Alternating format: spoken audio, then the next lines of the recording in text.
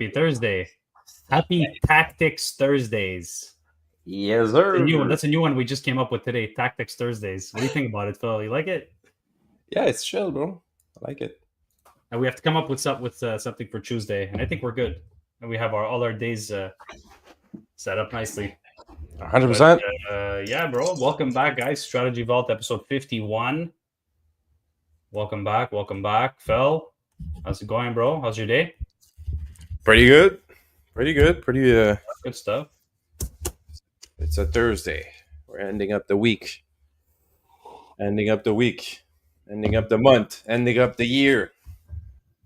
And I think everyone's feeling the pressure of the end of the year coming, Yeah, And for sure, everybody's man. looking for cash, bro. That's it's this time of the year. So So it's a good old tactics Thursdays always helping. I feel these times. What are we gonna do with the cash if we have some? What are you gonna do with your cash? You gotta spend it somewhere, huh? Cash is used as a tool.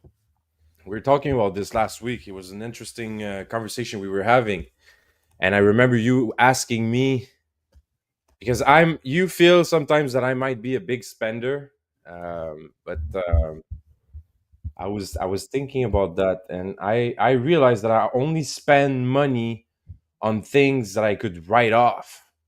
And we listened to the 10x mentor a little earlier, and he was saying that, Pay yourself first, right? Well, pay yourself first. Spend on stuff that you could write off in your company as a tax break.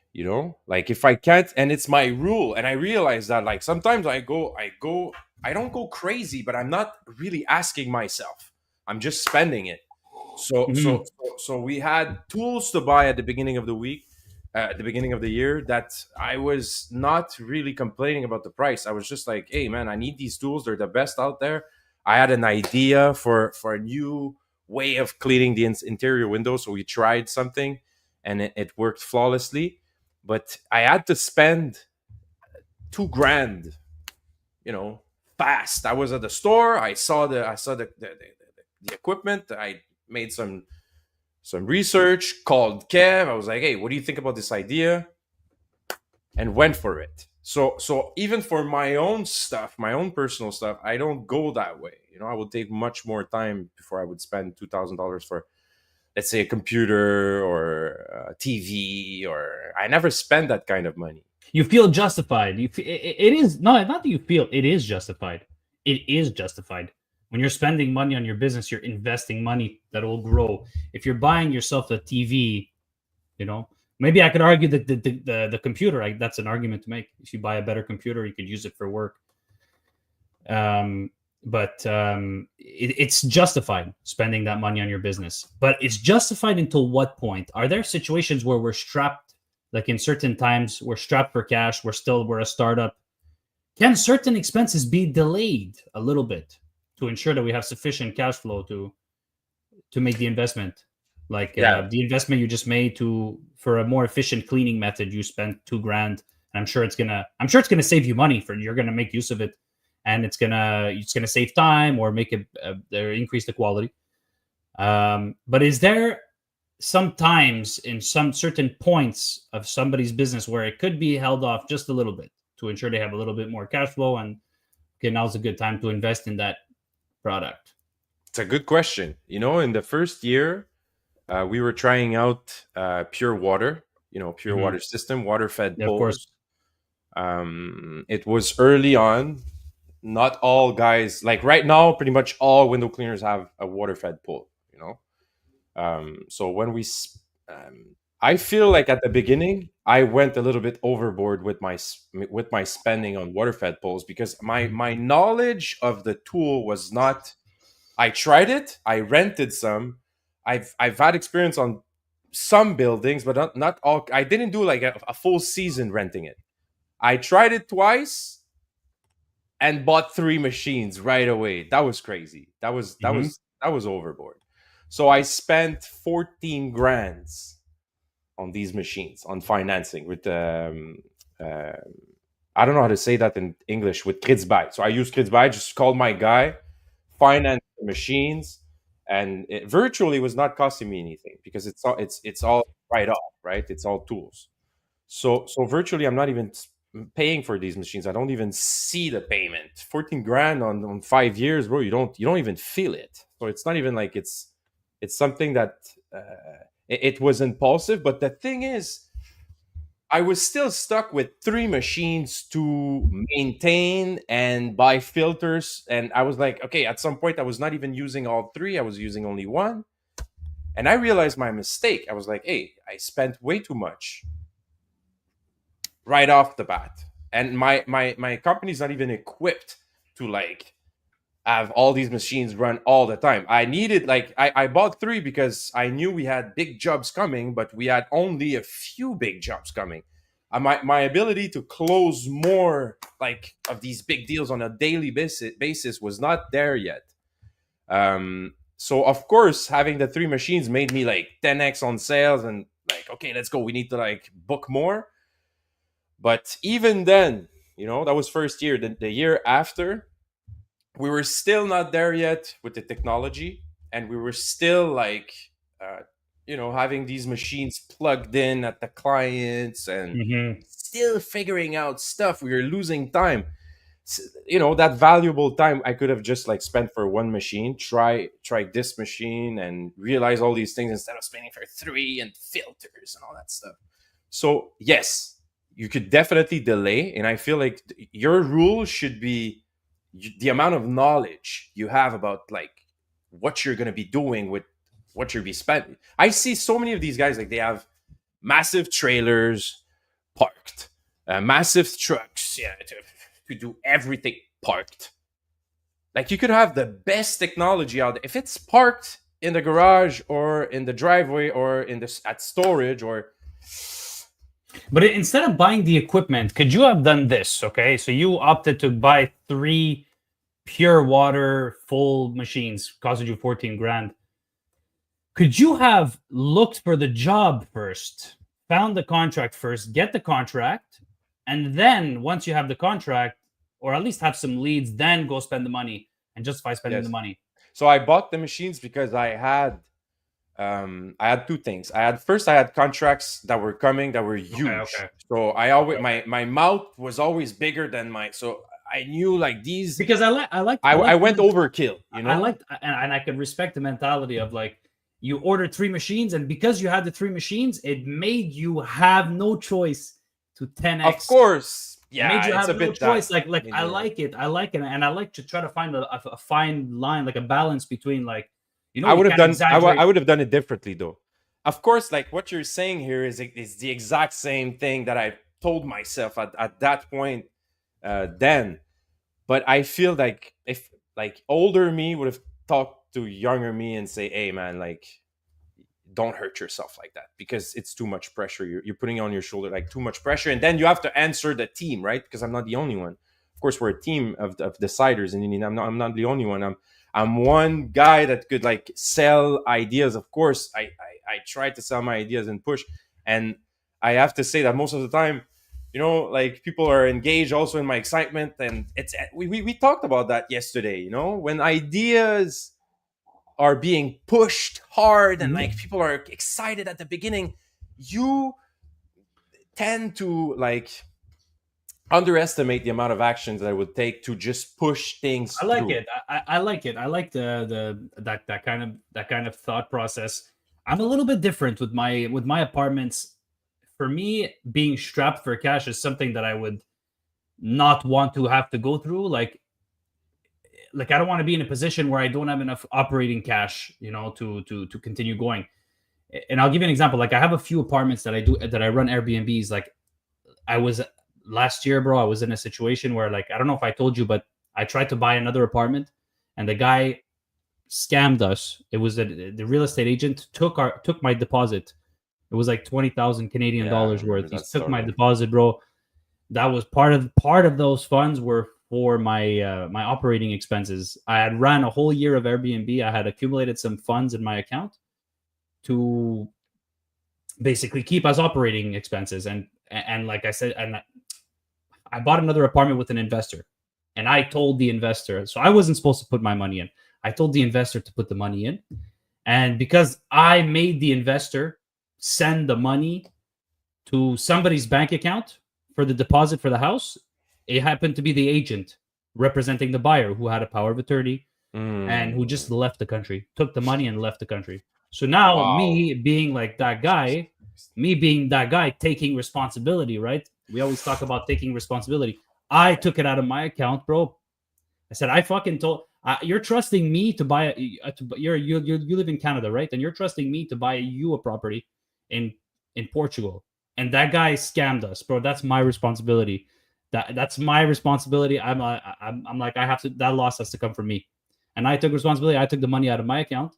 And so I paid for the loss. So anyways, so now part of that money was for my expenses. I was coming to a point last year where, bro, like I have mortgage that's passing. I have electricity, internet for 3 apartments, right?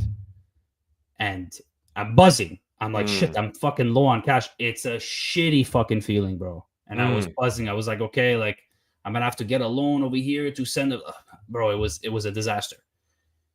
So I fucking toughed it out. You find ways to make it work. And I found ways to make it work until the next year. As soon as it was May, it was the month of May the next year, I took a breath. I'm like, oh, it's the season now. I'm like, so now we're gonna have money coming in because it's a seasonal, more of a seasonal. It's all year round, but you don't make much money in the off season. You really don't. So now we're back to so now I managed to run through the whole summer and I managed to secure another bag with running the Airbnb. And now because the experience I had, I don't want to be. You were full the whole summer. Like your Airbnb business was booming the whole summer, so it made you get that bag every single day. So I got it right back. And now I'm like, okay. You made sacrifices too. Wasn't that this? Sorry to cut you off, but wasn't that this summer that you splitted your apartment and did all these like renovations to be able to be like 3 people instead of just 1? Oh, that's another thing. That's something else I did to try to get more income. As I said, you know what? I live in an apartment with 3 bedrooms, and so I knocked down a wall and I made my room like the big part of the apartment. But then there's also 2 smaller rooms and there's 1.5 bathroom. So I got 1 shower installed in the half bathroom, and I took that for me. And now I have a second bathroom. So you took the smaller bathroom for yourself? The smaller bathroom. I gave the bigger bathroom and I rent out each bedroom on Airbnb. So that managed to get me more cash in. So like I've been in that situation, and it's like it's a shitty feeling. You lose sleep, bro. It's horrible. And but I just fucking got back up and I said, bro, I got it. That's what business is, man. Sometimes you take a hit and you got to take responsibility. And I look back at it now and I'm proud of myself the way I handled it. Most people wouldn't have been able to handle it, bro. It's tough. 100%. And so now with that lesson that I learned, I don't want to be in that situation anymore. So now can we still take 10x actions and not necessarily have to spend a lot of money? Like I'll give you an example. Now that I resecured like a nice amount of money, now it's there for my expenses. It's there to pay my mortgage, my heating. I have electricity to pay, internet. I have the whole shebang, condo fees, taxes, everything. So I obviously leave some there for those. Every month there's expenses that are passing very pas. So now I'm like, I wanted to buy more new furniture, but now I'm like, shit. I could buy new furniture, but I'm like, let me run 1 more season, get a bit more cash just to be in a better position, and then buy the nice new furniture. But if I do buy the furniture now, I could charge a bit more nightly rate, a better bed, the better, better furniture. So it's like, are you sitting on cash right now? Would you say you're sitting on cash right now? No, I wouldn't say I'm sitting on cash right now. Say I'm sitting on cash right now. Because like that cash for the expenses, it goes like this. It looks like, oh, okay, you could breathe a bit, but then a couple months go by, boom, bro, fucking mortgage is that. Ciao. So I would say like you and me on this, we act differently. I wouldn't say we were totally different because like we have some stuff that's similar. I would say we're not totally different. On expenses and sometimes we think we're different, but once we're talking it down, I feel like it's pretty much like not the same, but it's pretty similar. I feel like something that's all like missing out to all of us. I include myself in this. I'm not like the professor or of any kind of the on the matter, but I would say that I've experienced a lot more than most people on fumes and on just ideas. Like I was someone where everybody would have left because there was no money there. I would stay and still push through things, like with no salary, and just like be like, okay, this is the plan, this is where we're going, and this is the amount of like stuff that we need to produce to be able to like. At the end of the day, forgot like salary is fuck the salary. You want to just be able to stay afloat and make sure that your business is growing, because you know that the salary that's gonna come. So that's the whole thing. That's your cap. That's where you're like capping. You could live in your mind knowing that, okay, my business is growing. I don't have a salary, but it all comes down to the question: how could you increase your revenue? How could you increase right now your revenue? And people stay stuck all the time to like, what could I save? What could I sell or save? So I'm not in this position. I'm not gonna pay for Disney Plus anymore. I'm gonna try, like I'm gonna switch a telephone company. I'm gonna go to Videotron. Like it's gonna change something. Now you're saving $45 a month, but you have not created more wealth for yourself and your family. You've just Salut Samuel, ça va bien? You know, like it's a curse because you stay stuck on a downward spiral of like trying to save up, and like I'm gonna downgrade my mon abonnement. So now you have less services. How are you supposed to upgrade in any kinds of way? Like if you were trying to have more time, now you save less time. If you could do both, would you do both? Would you do both in terms of what? Eliminate some expenses and also look for new ways to make more money and to increase your revenues? But you still we all have those BS. Like, okay, let's be honest. One Netflix subscription, it's not gonna fucking do anything. No. But if you're the type that just has all these subscriptions, if you have $200 to $300, let's say you have like $200 to $300 a month of like useless subscriptions that you don't use, it's definitely gonna help, bro. That $200-$300 is gonna help you, you know. But that all comes down to GTD like stuff and getting rid of what doesn't matter to you anymore. If it matters to you, you really need to ask yourself, no, like I shouldn't be saving on that. You're cutting on not grease, you're cutting on meat there. Like it's if it's fun to you and it like I would stop spending on new Switch games, but I wouldn't stop my subscription. My monthly. If you like playing online, don't stop your subscription. Find a way to keep it and get your mind on the train of like, finding new ways to get another thing. Do these subscriptions give you any value? Like for me, there's certain subscriptions that I have on a monthly basis. I would never cut them out because like for example, I use Audible. I don't know if you guys use Audible. It's the it's an audiobook app. It's like $20 a month or whatever it is. I would never cut that out. No matter what, that's education. And then I have I have a yoga app subscription. I know it's funny, but it cost me like $100. Tu l'aimes, ok. Moi, j'aurais pas. Moi, ça aurait été la première, j'aurais cut direct. I know. Because I wouldn't like. I know. Because you wouldn't be using it So I use this like 3-4 times a week. It cost me like $120 a year. Boom. I would never cut that. It's for my health.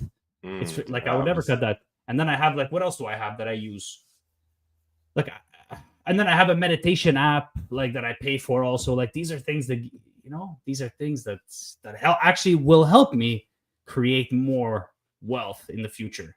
Because I'm getting smarter, I'm getting my body healthy and all those things. So I would never cut those out. But I agree, like useless stuff. Yeah. Like you have to get rid of that. You have to like do a cleanup and get rid of. It's on like, you know, some people I was talking to my web agency. He was like, oh, you're using Dialpad. I wish we were still using Dialpad. I love Dialpad. Dialpad is super expensive. It's my IVR system. It's my phone system. We're small. We're still considered like a small company. UbiWeb, they have. How much does it cost you, Dialpad? Bro, it's twice as. I don't want to say the price here because it's gonna tell a lot about like how we're dealing with phones here. But like, I'm spending twice as much as I was spending on the other app that we were using, the older phone, and we switched to Dialpad because of the AI functionality. So we're saving up on time here. We're saving up on note taking. We have a full context with Dialpad now. It's completely like it's a game changer. So paying twice but saving. I don't know how much time we're going to be saving this year just because of the note taking feature. And also, the initial reason why I took Dialpad was because of the integrations and the API, and that's another subject. But because of workflows and implementations, and we're on that train. So, and we'll probably we could have a whole podcast about that. But saving up on time is big now. It's huge. Like, it's your money. Yeah.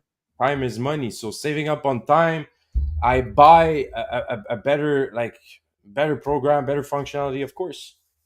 Hey, Francesco, how are you, buddy? I don't mind paying the extra $1 for the future time saving that I know for. But you need to implement. You need to use the systems. If you just get it. Just don't use it. You have to waste the money, and you're not using it. It's a waste. You're wasting. Like, yo, check moi j'ai Dialpad, bro, and you're not using it, but you are though. And I see the way you're working with it. You're trying, like all day to save time because time is money. Yeah, and that's a good place for you as an entrepreneur to spend your time on your business. How can I save time? Workflows. Yeah, systems, workflows. Guys. Yeah, automations and workflows. Zapier is your best friend. Get a good plan on Zapier before you get a good plan on Disney Plus. Like, just for your life to get. Like, you could get Zapier for your personal stuff. It's not only for business. It's not only for workflows. I suggest anyone to, like, I challenge you right now and comment tomorrow if you did it. Just go on Zapier.com and go on one of their guides. They have different guides for complete rookies. You don't have to know anything about coding or whatever. Just go. It's made for people like us. I'm not a developer, not a coder by any mean. So it simplifies the process for like non-coders. Not only it simplifies it makes it actually like very, very, very simple and feasible and possible for anyone to create regular automations for like note taking, lead generating, email sorting, whatever you want. Opening the lights at home when you get when you leave, opening regular tasks, repetitive tasks, stuff you do all the time, invoicing, whatever. Every time, like, you need to ask yourself these questions. What am I doing all the time that's taking my time, and it's stupid? I find it stupid. I find it persistently stupid to do that. Ask yourself that question. There's probably an automation possible for that. And if it's not, you need to do the switch that I did. It was not possible at one point to do what I wanted to do with my old phone system. The dispositions of the call, my workflows became way more complex and specific by the time that I was growing my business. I wanted more complexity. I didn't say, hey, no, I can't, guys. Sorry. My phone system, my cheap phone system doesn't permit me. I know, bro. I know entrepreneurs all the time. They say that, bro. Non, je peux pas, mon système me paie. You need to spend $1. You need to find the other system that does. Yeah. You need that. You need to find that balance. I think there's a balance in that. Like, maybe not going too aggressive at the beginning, because we talk a lot about bootstrapping. How can we create value from nothing? Like, we talk about that all the time. Bootstrapping. How can we create value from nothing? Check. Moi, j'ai tendance à dire que la plus grande opportunité de notre époque en ce moment, how to get ahead right now in 2024, 2025 and going, especially for our generation. The biggest opportunity of our generation is this automation thing, if you really want to know. This The chat, AI like AI mixed with automations that could like really like can it save time? Can it save time for it kicks you off, and you don't like, as soon as ChatGPT Premium became available, I jumped on it. Like boom, I'm getting that. I'm getting it. What a that's a no-brainer though. That's a no-brainer. Well, there you go. So it's a no-brainer, but not for everyone. Some of them were still, should I pay for this? It's for like, I don't even know how much it costs, bro. It's like $30. That's a no-brainer. That saves us so much time. Come on, bro. That's ridiculous. So, but yeah, dude, look, I'm gonna have to cut it short because I have a golf game planned with my dad. He's waiting for me. I'm in Florida right now, and it's my last day. I'm coming back tomorrow, so I wanted to take one day, because I've been working all week. Okay. That's not okay, bro. Hey. Tous ceux qui sont en ce moment, là, dites-nous dans les commentaires. We have people watching. Thanks, guys. Thanks for listening. It was a short live today. Thank you so much. Appreciate you guys coming, man. So tomorrow, what is it tomorrow, Jordan? Tomorrow we have Amit Patpadia. Amit Patpadia joining us for an interview.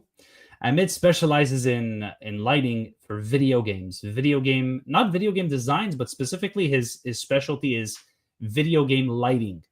He took courses for this, and he learned it, and he does this, and he teaches it. And if you want to learn more, come tune in for tomorrow. He's going to be here. He's going to be explaining what he does, and it's going to be a very, very interesting show. Tomorrow we're doing it a little bit later. I think we're doing it tomorrow at 5 p.m. We're testing hours, guys. Please comment if you're seeing this right now. Please comment at what time we should do this. I feel like we should do this from 5 to 6. I think it would be the golden time for everyone. It is the golden time. It is the golden time because people are finishing work and they're going to be able to listen to us in their car on the way home, on their commute, for sure. And the next, we do a vote? Shouldn't we do a little vote, a little questionnaire for? No, should vote. I vote 5 to 6. What do you think? For me, right now, for the next couple months, it's doable. It's doable, but when I'm in Germany, I'm going to be at 11 o'clock. Eh ouais, c'est pas grave, ça. On fait ça, mon Jordan. C'est pas grave. Do it for the live. Do it for the live. And or we would have to do pre-recorded lives, but I don't like doing that. I like engaging with the people. You know what I mean? 100%. I really, really like engaging with the people. When I'm back in Portugal after Germany, it's going to be 10 o'clock at night, which is not as bad. It's 11 o'clock is steep, bro. It's steep. 10 o'clock. Je fais mon dodo. Oh, où est-ce qu'il y a le bouton? Où est-ce qu'il y a le bouton? Oh. 11 o'clock. It's bro. Imagine 11 p.m. every single night, Monday to Friday. Okay. I'm gonna have to get some. I'm gonna have to call the guy. Hold on. Come on! You did this! And his name is John C. What's his name, John?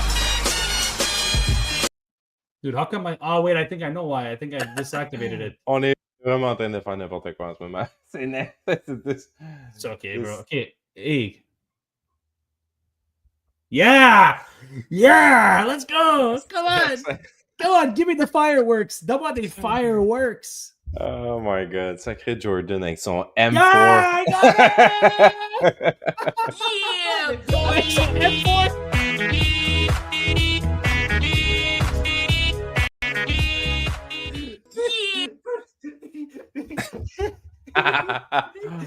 Oh, Jordan avec son M4! Avec son M4 chip. Si, man. Hey, arrête d'être jaloux, bro. Va t'en acheter une, tu sais. Non, c'est trop cher. Je peux pas write off. C'est un investissement, bro. C'est-à-dire, man. Man. Ah ouais, Big, on se laisse. On se parle demain pour le à 5 heures. Yes, sir. All right, big. Ciao, Thank guys. you so much. Ciao, guys. Thank you very much. Thank you very much.